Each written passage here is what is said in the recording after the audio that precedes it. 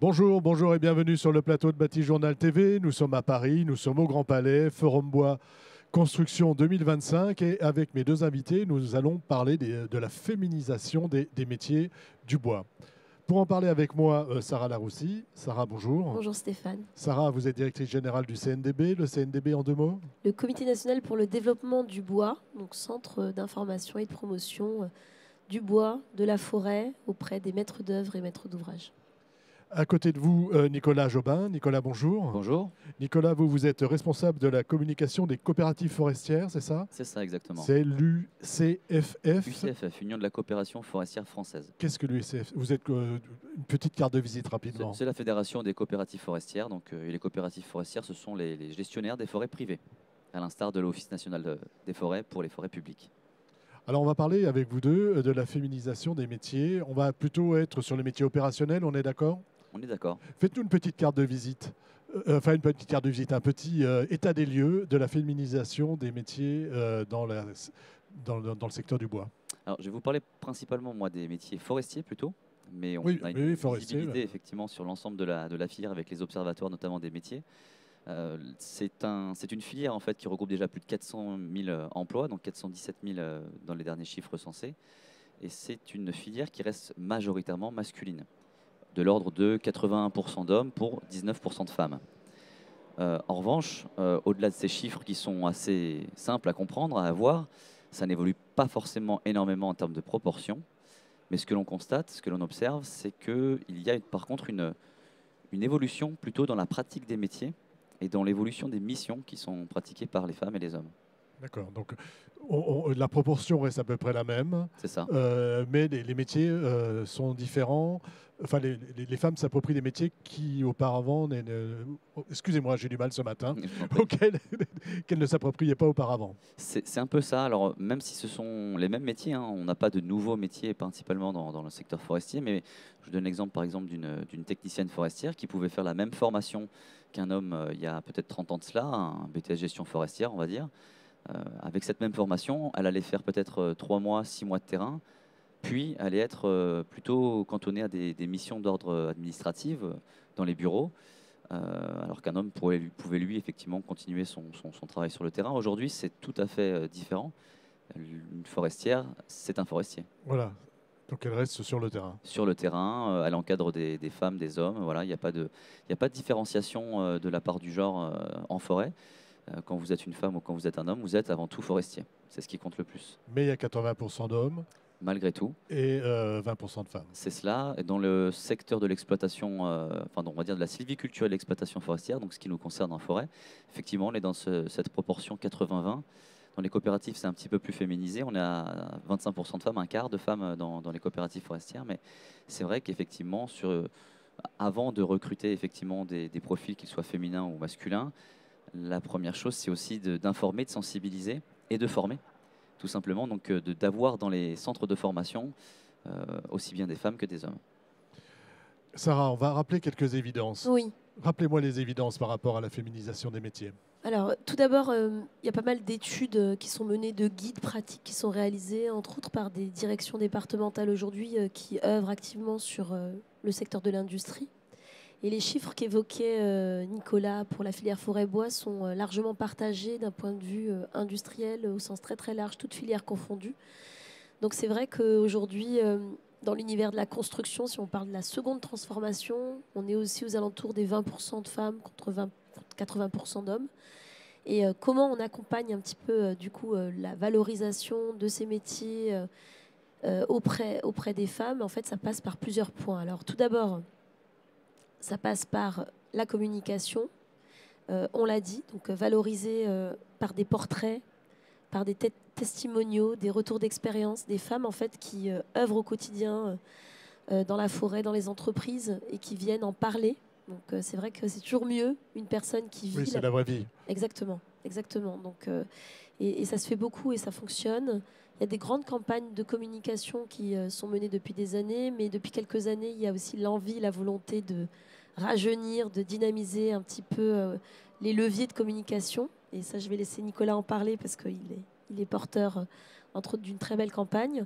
Et puis après, il y a tout le volet, on aura l'occasion peut-être d'en parler dans quelques minutes, qui est inhérent à toute entreprise. C'est-à-dire qu'aujourd'hui, on met les moyens dans la valorisation, dans la communication, mais il y a une part indéniable, une responsabilité indéniable de tout chef d'entreprise pour aussi pouvoir accueillir dans les meilleures conditions la future salariée et puis lui proposer en fait aussi un développement de carrière, lui permettre de s'épanouir dans ses fonctions pour la fidéliser et lui apporter, je dirais, le cadre idéal pour qu'elle puisse exercer. D'une manière générale, il faut porter de l'attention à ses salariés. Enfin, c'est ce qu'on entend en Tout à tout fait. cas. Est-ce qu'il faut le faire davantage avec les femmes lorsqu'on est dans des entreprises comme comme les vôtres ou celles de la construction bois? Ben, alors, pas forcément. En fait, c'est pas, il n'y a pas je dirais, de distinction Il faut à faire de la apporter. En fait, discrimination positive. alors bon, ça, c'est des sujets de fond. C'est vrai que on parle souvent des quotas.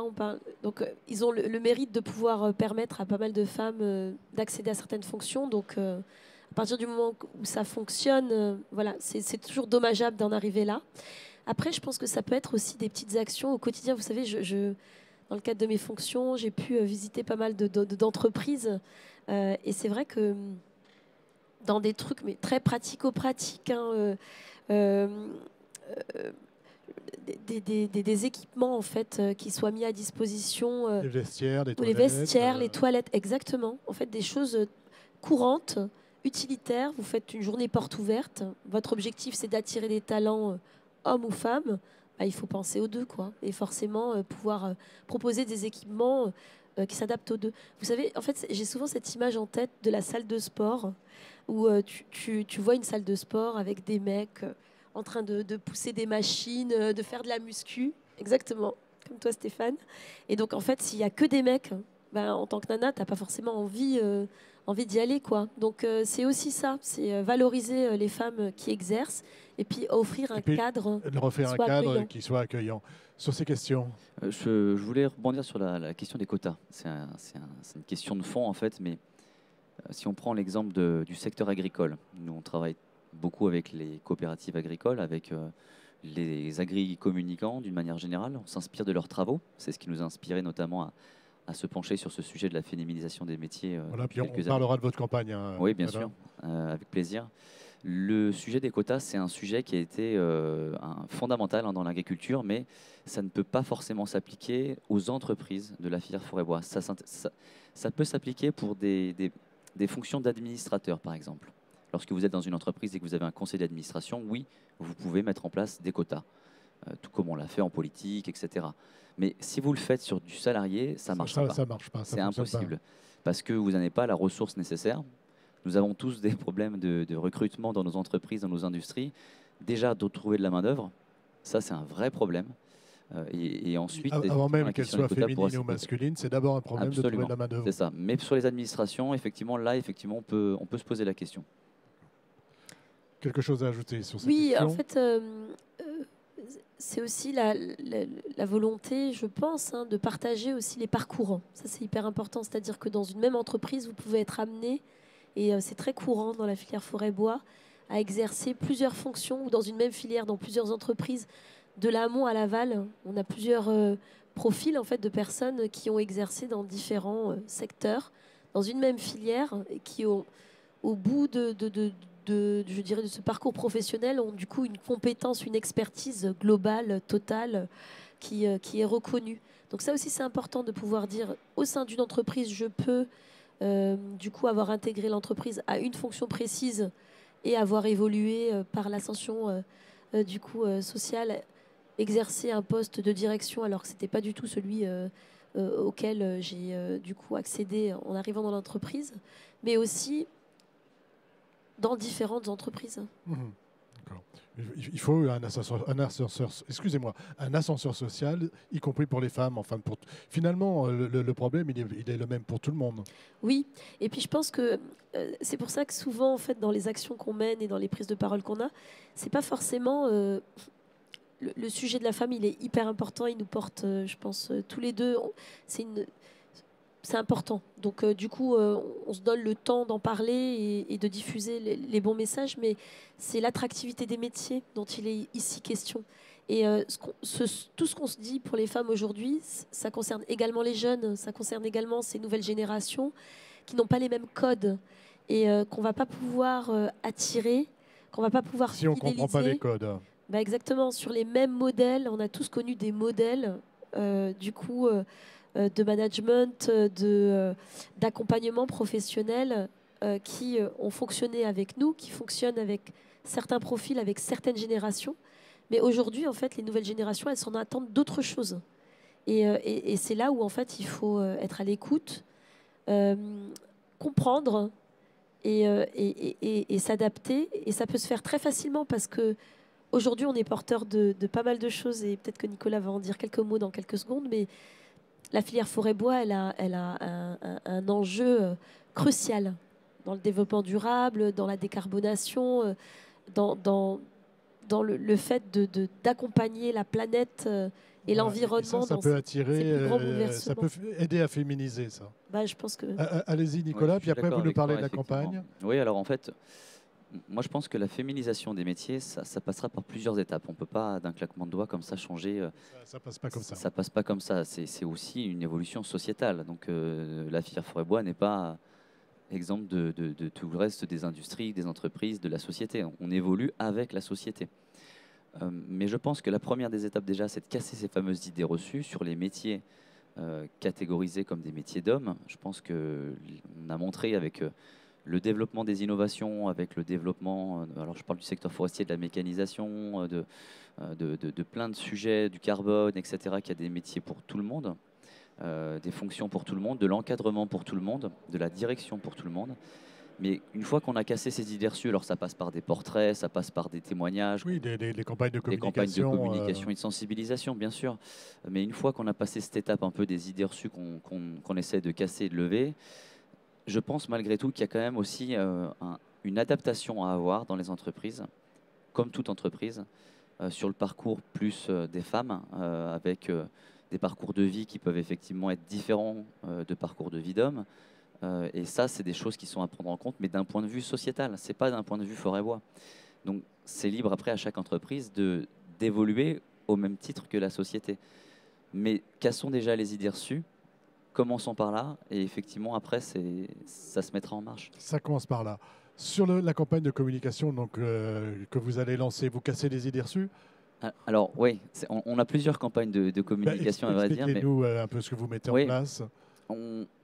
On part du principe qu'on a besoin d'augmenter l'attractivité de nos métiers. Donc en fait, avec l'interprofession nationale France Bois Forêt, nous avons développé un certain nombre d'actions, que ça passe par des événements, ça passe par des jeux de réalité virtuelle, ça passe par notamment aussi une campagne que nous avons donc créée qui s'appelle Verywood Métier.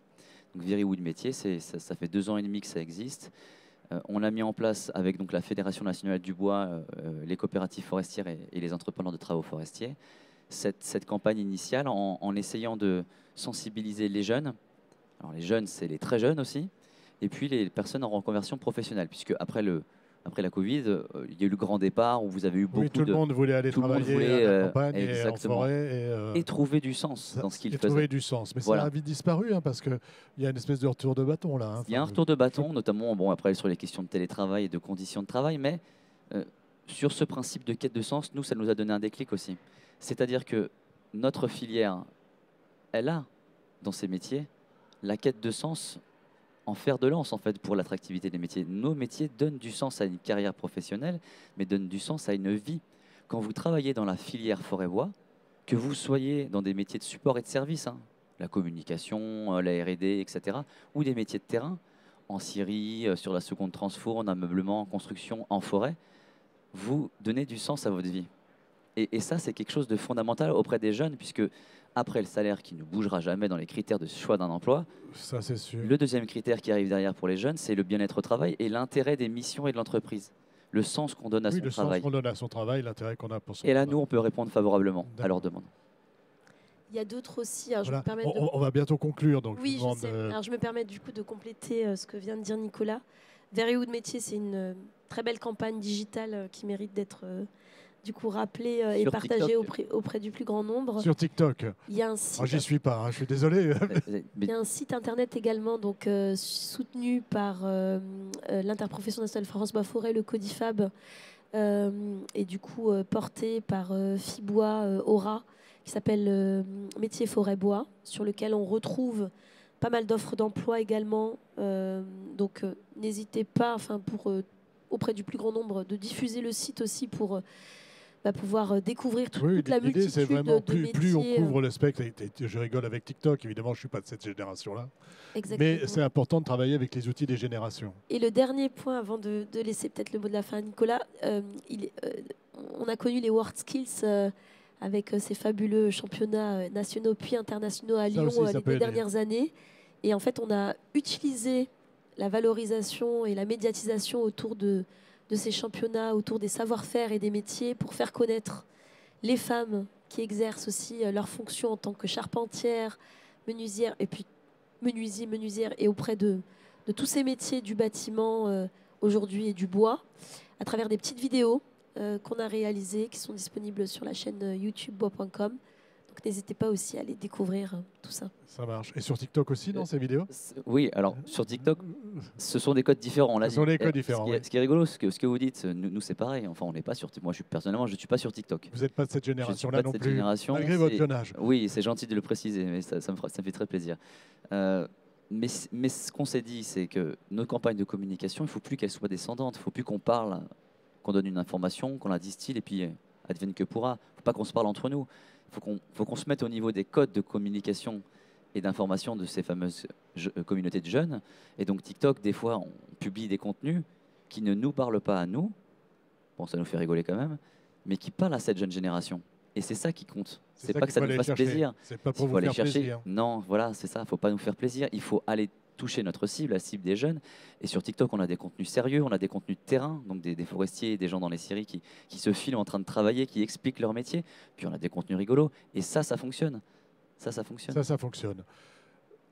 On a fini? On a fait un petit tour? Oui, et que les entreprises n'hésitent pas à nous contacter. Vraiment, Voilà. en fait, il y a pas mal d'outils qui existent aujourd'hui, qui sont développés par l'interprofession nationale France-Bois-Forêt, le Codifab, qui peuvent être mis facilement à disposition. Donc, qu'on n'hésite pas à nous contacter. Voilà. On est vraiment Ce à que je retiens, c'est évitons de nous parler trop entre nous et essayons d'aller plus loin. C'est ça. Et les métiers de la forêt du bois, ce sont des métiers pour toutes et pour tous. Merci, ce sera le mot de la fin. Une émission, un petit temps d'échange comme tous ceux que nous enregistrons ici, à retrouver sur notre site internet Bâti Journal TV et bien sûr sur les sites de nos partenaires, le Forum Bois Construction et le magazine Wood Surfer. Merci à vous. Merci beaucoup.